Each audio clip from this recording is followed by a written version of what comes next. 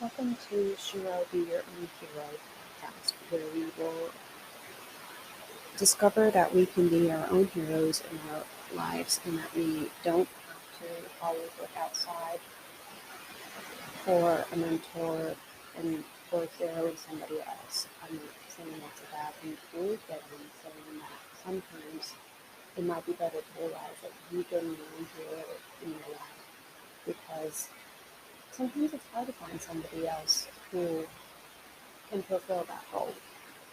And it's also can be very uplifting for you to realize, oh, I've been able to be a hero for myself by loving this unfortunate traumatic event that I went through, whether it was sexual abuse or losing a loved one or losing a friend or having a relationship end or losing your job, that you were able to rise above that incident and be able to strengthen you and to destroy you with your down. And, speaking from personal experience, I've definitely have had some of those experiences in my life. And I have chosen to let them strengthen me. And yes, there have been times where they've broken me down and made it harder for me to live because I've been depressed or I've been more anxious or nervous because of them. But ultimately, I didn't let myself as well in that state of being broken down for a very long time. And I got myself back up by going to therapy and by surrounding myself with very supportive friends and family and those that were able to help me guide me through that journey. And so today's episode will be about the general view of personal things that I've gone through that I consider I've been a hero in my life. And then the next episode will be going into more detail of some of those events and breaking them down into how they have affected and changed my life, and how they have impacted me more today than how they impacted me when I first disclosed about them and when I was first healing from them. Healing was an ongoing process, it doesn't end, unfortunately. And I think that's actually definitely in disguise, because in order to heal and let go of something completely, you're going to be working on it your entire life. And that's something that's really hard. Oh, and also I will want to interview others who have gone through similar experiences, like I mentioned in the beginning of this introduction. So please email me if you want to be interviewed, and you can go into your experience as much as you are comfortable with, and being able to share what you're comfortable with. Because I know sometimes things can be really personal and it can be hard to put things about them. So I will leave my email in the podcast description for you if you are interested. Happy Friday evening. Okay, so if I mess up this recording, it's because I've had a long day, so hopefully I don't mess it up too much. But I wanted to still do it tonight. So today's topic will be NLD and what it's like to be in college with it. I know I've done this topic before, but I wanted to do it again. And I wanted to weave in a bill that I think is important, that it should be passed and that it should get some recognition here, because I'm talking about college, and it has to do with college students and helping it make easier for them to go through college when they have a learning disability or learning challenge, as I like to call it. So here we go. So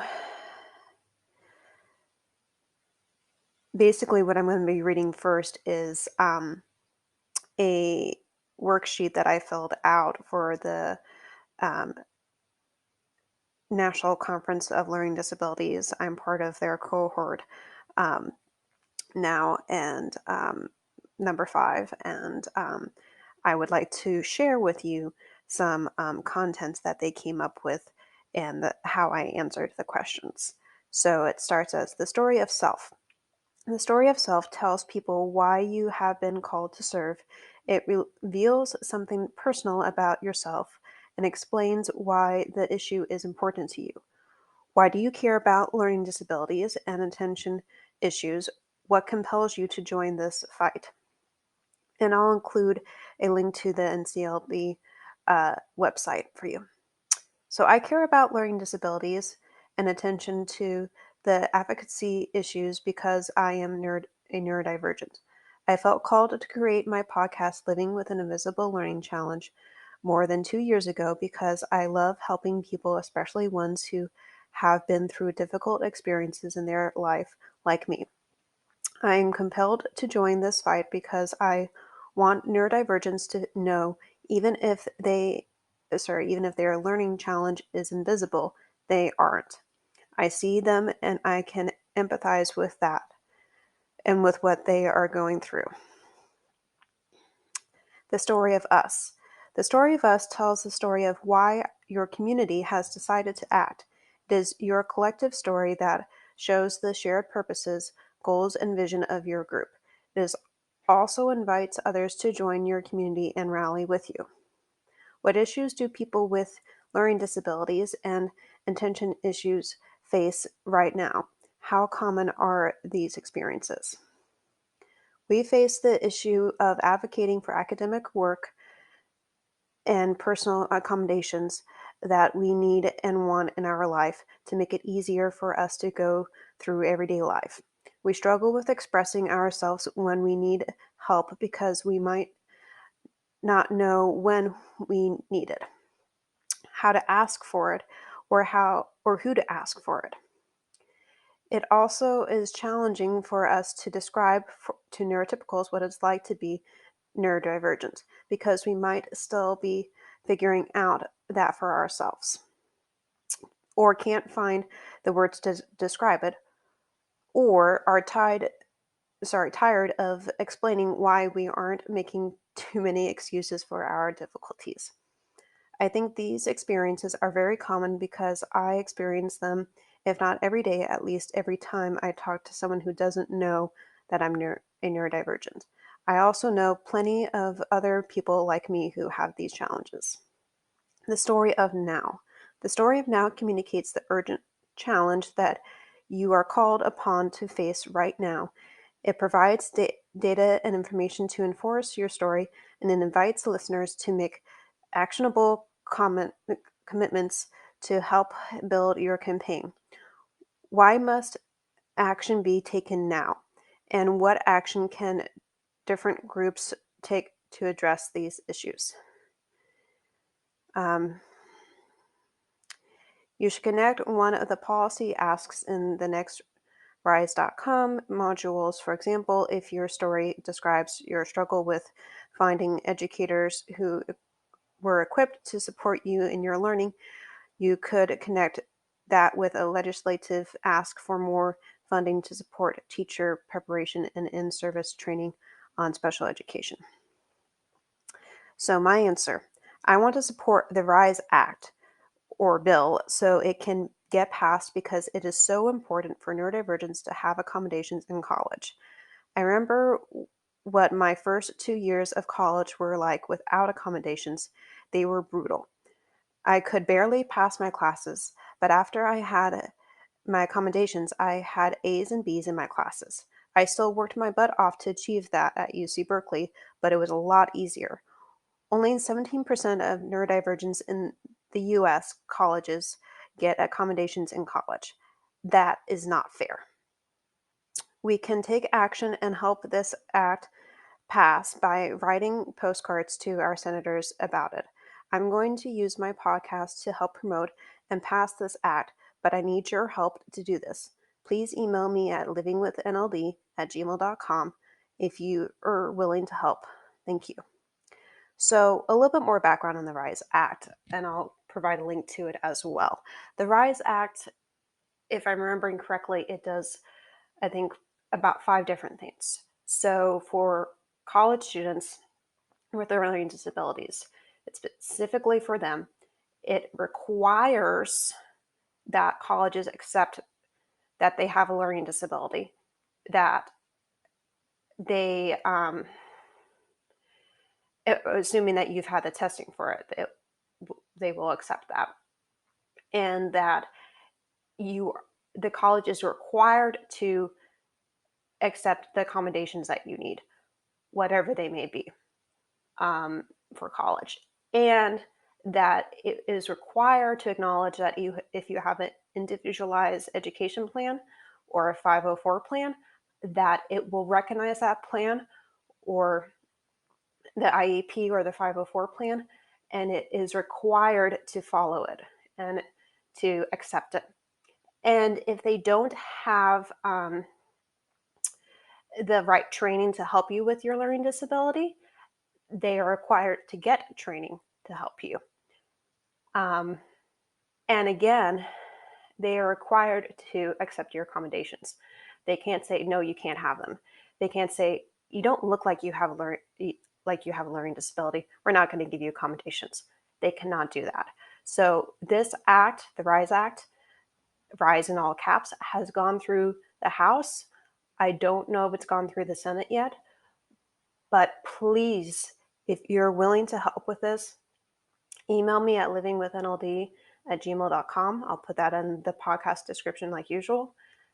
And work with somebody to write a personal postcard to your senator, whoever that may be. I know we have a bunch of different U.S. states listening to this. I'm going to try to write a letter to my senator about this. Senators, because there's usually 2. So, yeah, please help me out with this. All right, so this episode is about college. So, do you have any challenges in college because of a learning difference? Or maybe you still do if you are in college. I know I did. My challenges were NLD, chronic migraines, and depression. The things that helped me get through this stressful time in my life were family, friends, therapy, and exercise, and my accommodations. It was easier for me to do well in my classes once I had my accommodations and was used to the academic level of UC Berkeley and had a core group of friends. And once I had my dog Truffles up there with me as well, and once I was utilizing the tutoring center more and really taking advantage of the help that my professors were willing to give me and that my mom was willing to give me.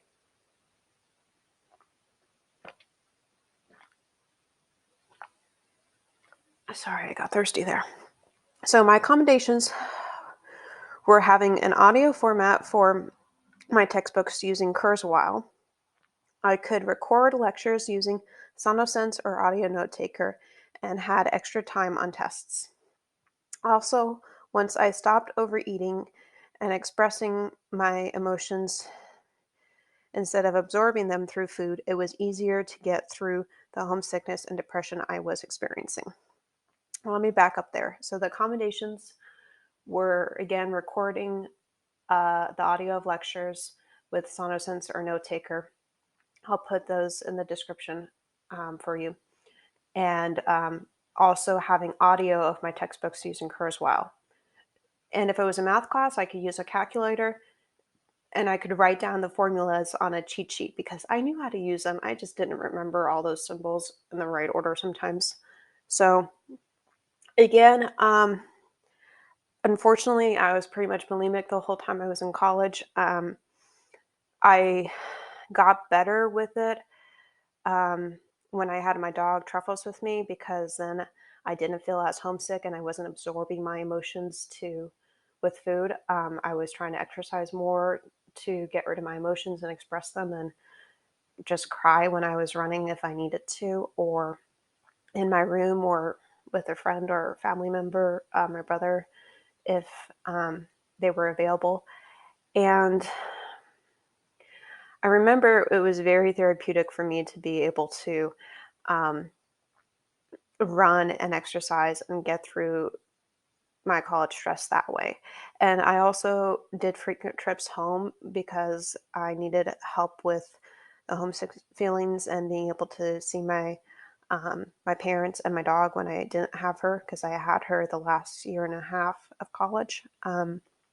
So before that, I definitely hung out with my brother often and did FaceTime chats with my parents and my best friend from San Diego, which was useful. And, you know, just to reiterate this, for me, once I had truffles up there, it was a lot easier. And it's kind of fun having her up there with me because I could take her to classes with me because she's an emotional support animal for me. And I could have her on the airplane with me as well. So I could bring her home with me. And while it might have been hard for living accommodations in terms of having her up there with me, it was definitely worth it. Um, so that was a good experience for me. So on to how I had my mom help me in college. She was my proofreader and editor for my essays, which was extremely helpful because I was not good at academic writing. I'm much better when it's creative writing. And my professors and GSIs were helpful for me too. That My professor, I did, like I said, I took advantage of my professors once I had my accommodations because I knew better how my mind worked, and I was able to ask them for help a lot more easily that way because then I knew how to ask for help and I knew how I learned better. Um, so that's why I kind of waited for that. And I know I've mentioned his name before, Alex, my GSI and social theory. He was really helpful with writing for that class. And so were my other professors, like Jill Bacorn and Professor Burway, Professor John Kaiser, Professor Katie O'Neill. Trying to remember some of the other names. Can't remember her name right now, but there was other environmental ones as well. So what I also did during college, this is a different topic than professors right now, but I did 1 year of psychodrama therapy, which was good for me because this was when I was a freshman and sophomore, I think. I did that because I was trying to release my emotions from the trauma I had been through, which was sexual abuse and the aftermath of that when I was in high school and when I was a kid. Um, so, psychodrama therapy and having truffles up there with me helped with that because then I didn't cry every time I ran or needed to fall asleep by myself without her or without anybody next to me. Um, and I remember, um, yeah, that I'm not going to go over it too much because I know I have another episode in here about college, but it was hard and it was tough for me being away from my family because of how close I am with them. So also I cooked in the co-ops for dinner because it was fun and I was a way for me to create friends. I love cooking and was able to learn some new recipes. I also made um, friends while I was cooking with them. Um, okay, so enough about me. Let's explore some articles about college and NLD. I need a water break first.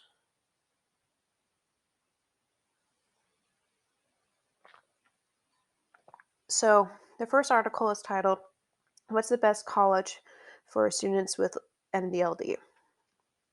by Sherry Maxman from April 21st of this year.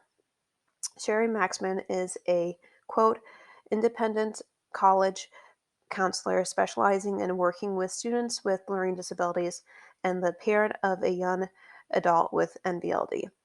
I am often asked this question by parents who are anxious to find the perfect college for their child. The short answer is there is no perfect college for a student with NBLD. And I maintain that there may be no such thing as a perfect college for any student, but that's a discussion for another day.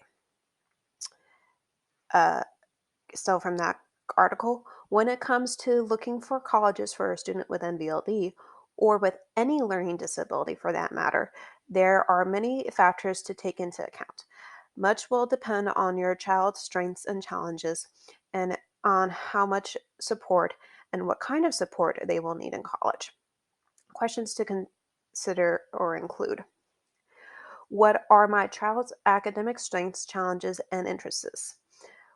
What kind of academic support, if any, will my child need in college? Keep in mind that college academics are nearly always more difficult than high school academics. Will my child need executive functioning support to manage their academics and day to day living away from the safety and structure of living at home with parents? Is my child socially ready for college? What kind of support might they need in this area? Additionally, parents and students might consider the same factors that all college-bound students consider when exploring colleges: distance from home, stay close by or travel far away. How important is it that the student can get home quickly and easily if necessary? Size of the student body, big university or small college. Small colleges can offer more interaction with professors, while larger ones will have more opportunities academically and socially. Academics: which majors, minors, or programs are offered? Even if a student has no idea what want to study, they should make sure that colleges have 3 to 4 majors that are at least sound interesting to them. Um, Clubs and organizations. It's always good to know that other students will share your interests. Resident life. What do the dorms look like? Is there theme housing? Do most students live on campus for all 4 years? Does the meal plan look appealing? And can the college accommodate any food allergies a student may have? Close quote.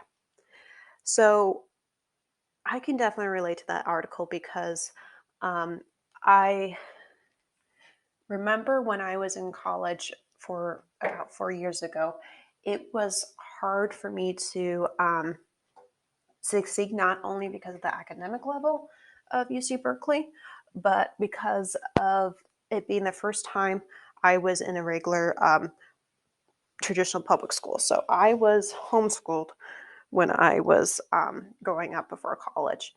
And that did work for me because it made it easier for me to succeed in school because I had a lot of tutors to help me succeed because, well, they weren't paid tutors, but because my parents were able to find ones that worked in, that were either currently teaching the subject I was needing help with or did teach it in the past. Or were just really good at math, English, or history or science. So college was hard because not just because of the academic level, but because I was like, oh yeah, I have to walk to class, not just jump on my computer to go to class. Because I was used to an online charter school called K-12 or California Virtual Academy because it was in California. Um, so academic level, the physicalness of going to class and having a huge campus that I was a little afraid of getting lost on. And of course, I did a little bit in the beginning, but I got better because my brother went to UC Berkeley also. So I had seen the campus a bunch of times when I was visiting him. So I was already pretty familiar with it, but not in terms of where the names of buildings and trying to figure out where my classes were. So I actually planned out I'll share this quick story with you and then I'll go to the next article. When I saw where my classes were, I walked to each of them the first couple of semesters before it started because I wanted to make sure I didn't get lost and I wanted to make sure I knew how long it would take for me to get from my apartment from where I was living to each class, especially the ones that were the first and the last on the day of on each day, because then I knew, okay, this is how early I have to wake up if I want to exercise before class, or this is how early I want to wake up if I just want to walk to class and then exercise when I have a break in between classes. This is how long it's going to take me to get home from my last class to my apartment. Um, will it be dark when I'm getting home, or will it still be light out? Just little stuff like that, because Berkeley, it's a safe campus, but once you're off campus, it doesn't feel as safe because you're in a city and you're a woman, and you can easily get hurt by men or by other women. And that can happen to men too, but usually it happens to women. And there's a lot of homeless people in Berkeley. So you have to watch out for that too. So, and that would be, I'm sure that would be true in other colleges as well. So the next article is titled College Students with Asperger's on the Autism Spectrum, PDD, I'm not sure what that stands for, or NOS, and NLD or NVLD, from Mansfield Hall. Succeeding in college with an Asperger's autism spectrum disorder, or PDD, NOS, NLD, or NVLD diagnosis. Quote, many students who attend Mansfield Hall arrive with various labels such as Asperger's syndrome, autism spectrum disorder, ASD, level 1, social communication disorder, nonverbal learning disability, or PDD NOS. Let me look that up quickly and see what that stands for, because I'm curious.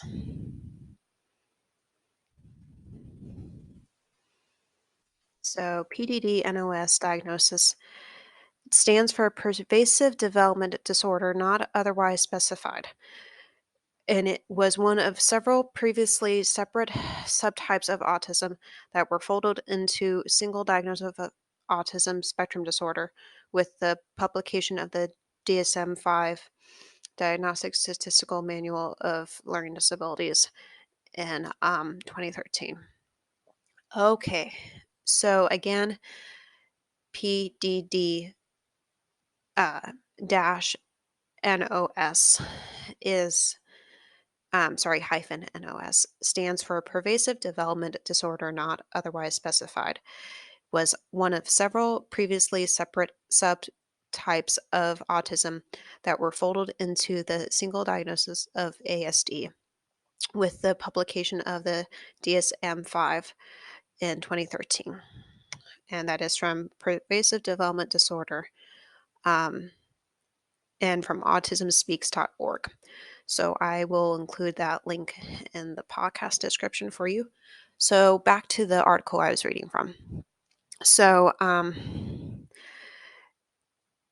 oftentimes we are asked how we uniquely approach each of these labels. Although they are variations within each classification, we respond that we work with people, not labels. I loved that. These diagnoses share commonalities that require a holistic approach to addressing a student's needs in college. Social challenges, difficulty with perspective taking, and diverse learning needs to require an approach that addresses much more than just academics. And thus, our four core approach evaluates and proactively addresses how these various characteristics can impact a student's success.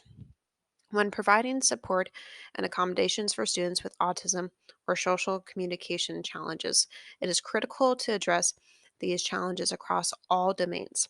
Unfortunately, there is no Asperger's College or college for students with autism, and even the best college is for students with Asperger's still are not able to properly address all of the domains necessary for success.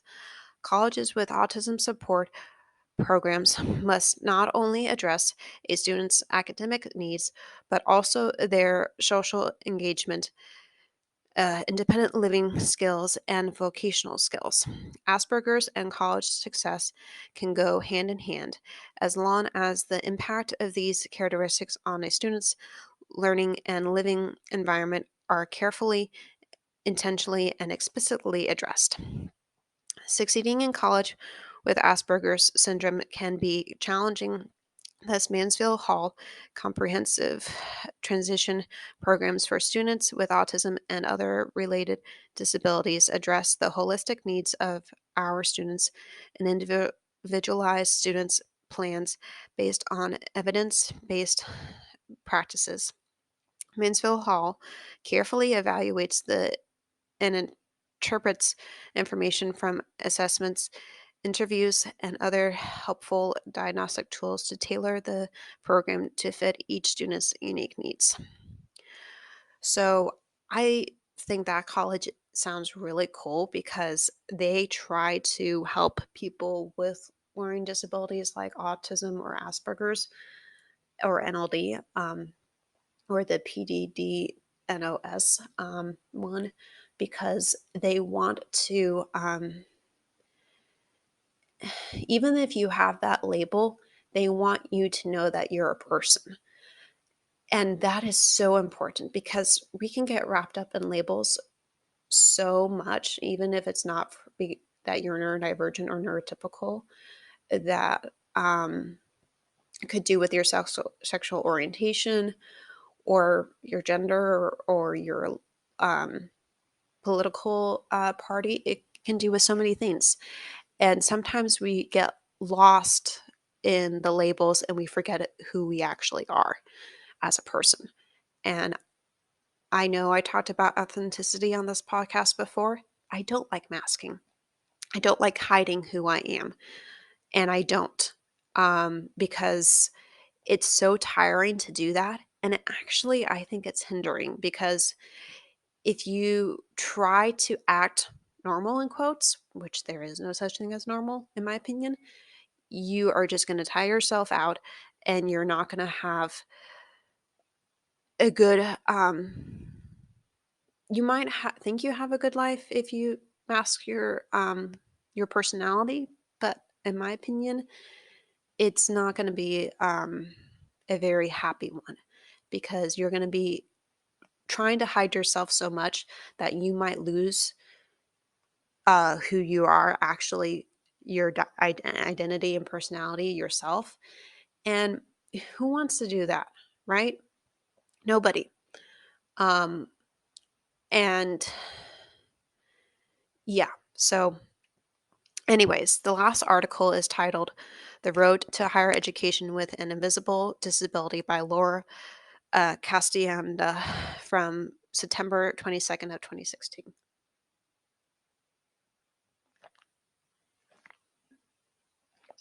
And quote, more schools are working to make a degree attainable for students with learning differences. We used to have a saying at Landmark whenever someone would find out about our learning differences and respond with,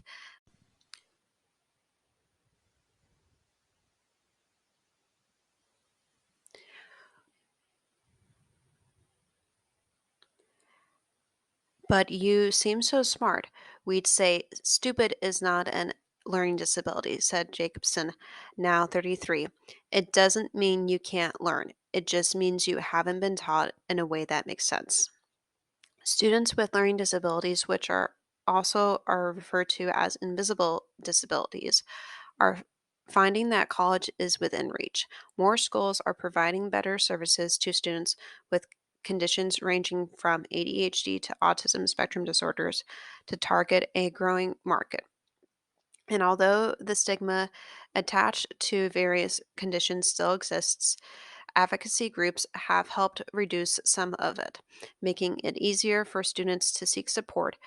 But as with, quote, typical students, find that the right college, in quote, fit is just as important, perhaps more so, for anyone who learns differently.